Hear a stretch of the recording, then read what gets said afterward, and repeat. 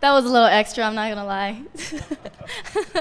Michelle, you've been fighting at a high level for a long time, right? So to be here, International Fight Week, UFC 303, Las Vegas, I mean, is it still like a special feeling, or is it just like the next assignment for you? It is very special. Every fight is very special. And it's crazy. It's just, I don't know. I just feel it might be that I'm getting older and just appreciating things a lot more, trying to slow things down. Sometimes you get wrapped up in all of this, and the nerves can take over. You don't pay attention to what's really important. And I think that I've just been having an amazing time just slowing things down and taking it all in and really just appreciating this blessed life that I get to live. Is that specific to like this camp and this time period, or is it something that you've been able to do over time lately? You know, I think it stemmed a lot from my last fight. I was heartbroken. I felt like I got opportunity taken away from me. Any fighter that gets stopped and it's not their choice, it's going to be heartbreaking, right? But I remember crying, being mad, being upset, being in the ambulance, and then getting shipped to the ER and hanging out back there and kind of being a little sore loser. And then realizing I'm in the ER, I just got paid, I got a cut and a broken nose, and there are other people that are getting shuffled back and with gunshot wounds, having heart attacks, with their family on the other side of the door, fearful that they're never going to be able to see their family member again. And then I just realized like how blessed I was to be able to do what I do. And at that point I had a huge smile on my face. You know, I'm just chopping it up with Bryce Mitchell, and he made me laugh because he goes, "You know why they stopped your fight, right?" I was like, "Why?" He's like, "'Cause you ain't ugly." He's like, "My ass is ugly. They let me keep going." And he just, you know, he put a smile on my face. And the truth is, 18 plus years, I know in my heart I'm a warrior. I know I'm a fighter. That's all that matters. I come out here, I train my butt off. I have the ability to train with my husband. I have the ability to, you know, do a lot of cool things with my daughter. We've been able to travel the world, see so many amazing things, and I wouldn't be able to do it if I wasn't doing what I'm doing right now. So just taking it all in, really. That's awesome. Well said. Well, you've obviously fought the best in the world. Gillian, where do you think she stacks up against them? How do you view her skill set? I think Gillian's up and coming. I think, you know, she hit her stride moving to a different gym. I think that she realized that 25 wasn't the right division for her. She moved down. I don't think she's necessarily even a big 15er. I fought big 15ers that should probably have been fighting at 25. I fought the best of the best in the strawweight division, excluding Wei Li, you know.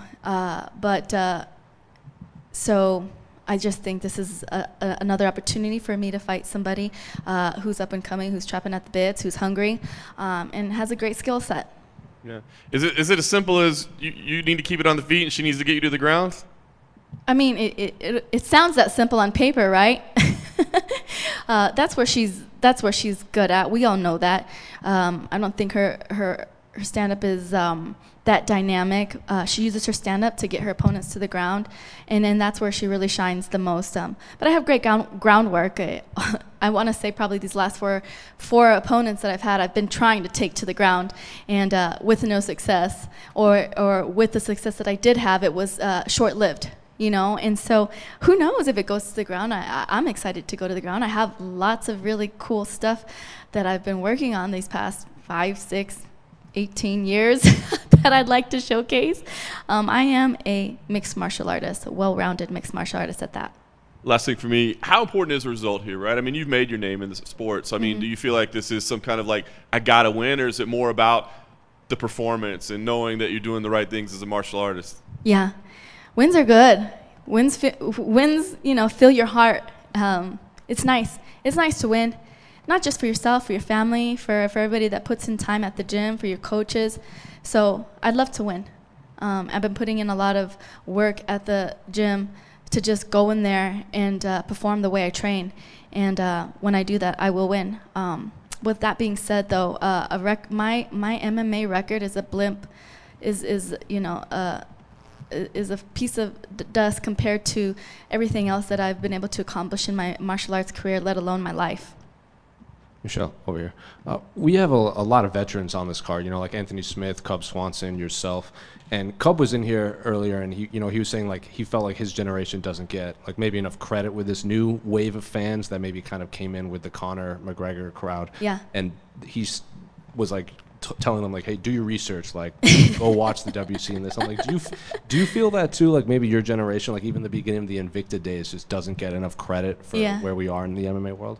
That's just the name of the game with fans that aren't the diehard fans. So I guess that just kind of falls on the fans. Maybe they're just not diehard fans as they used to be. But the truth is like I think it's really cool to be considered a veteran and still be competing at this high level.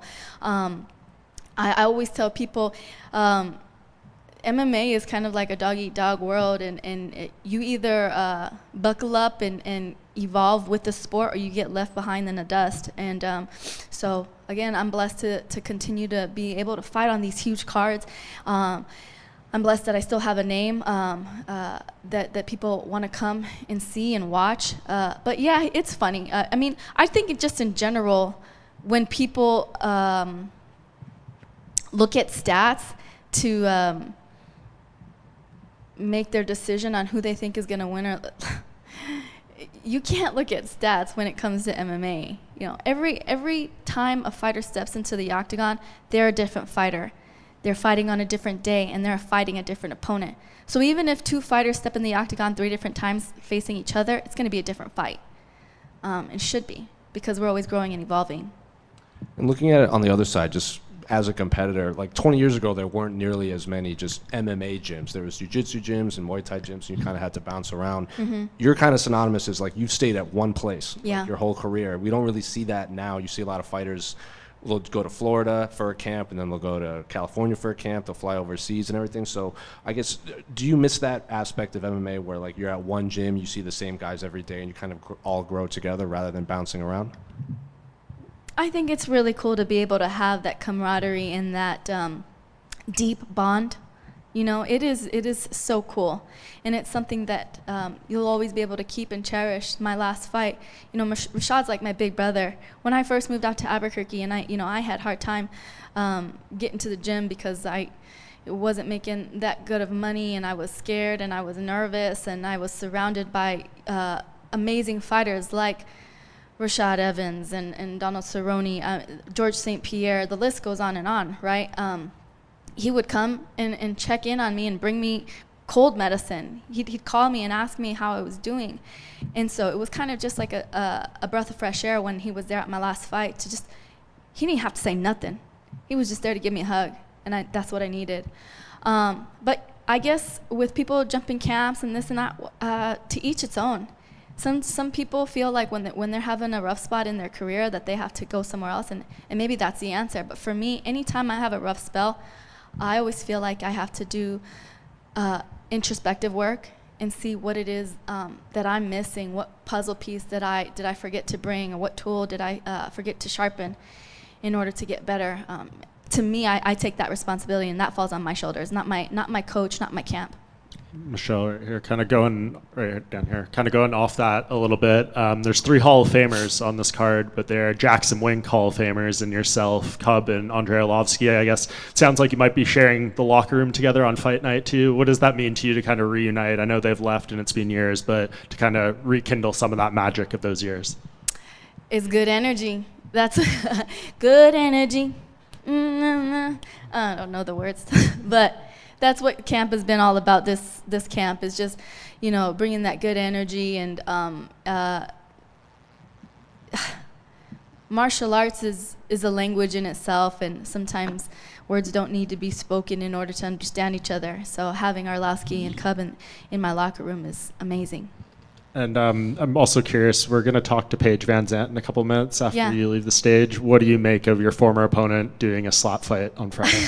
I've always told people, Paige, in order to be a fighter, you have to have a couple screws loose. And it's just one of those things. Like, it's not natural to want to stand in front of another person and take each other's heads off. And Paige, she just got big balls. So she's just loving life, and she's doing her thing. You know, she's young, married, and just living life to its fullest. And you know, I commend her for it. How much money would you have to get paid to do Power Slam? I don't think my husband would let me do that.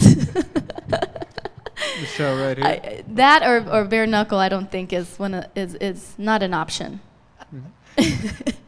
Michelle, right here, right down the middle. Okay, I see Hi. you.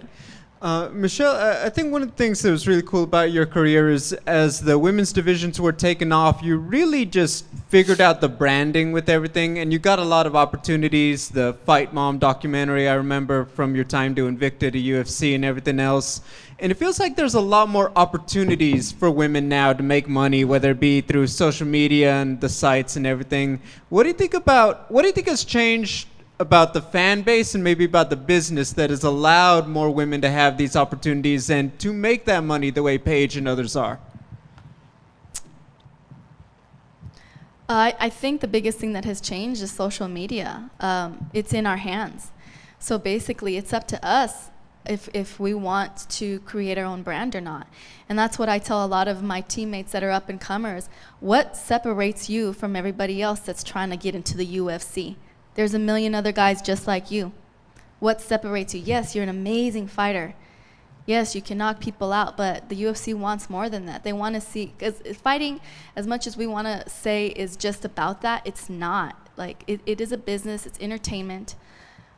We have to be able to, on our own, tell our own story. And that's the beauty of social media, is that we have the ability to tell our story the way we want. So to take advantage of that, tell your story the way you want. You have your own platform, you have your own channel to do so. And when you tell your own story and you showcase your own personality, the right brands will fall in your lap. So I think that's probably the biggest thing. Do you have advice for those teammates or those friends who are like, you know, they're funny or they're this or they're that would be very relatable to the fan base, but they don't know how to present that on social media? What kind of advice do you give them to find that connection to present it? I just tell them, be you. Don't try to be somebody you're not, but be you and lean into that. If you're the quiet, silent, mysterious type, lean into that. If you're loud and crazy, lean into that. For me, you know, I wish I wish I had the craziness and the banter that Conor McGregor has. I don't. It's not me. It's not who I am. You know, but I am kind of quirky. I'm funny. I'm a mom. I'm a businesswoman. I'm a wife. And those are the things that I lean into.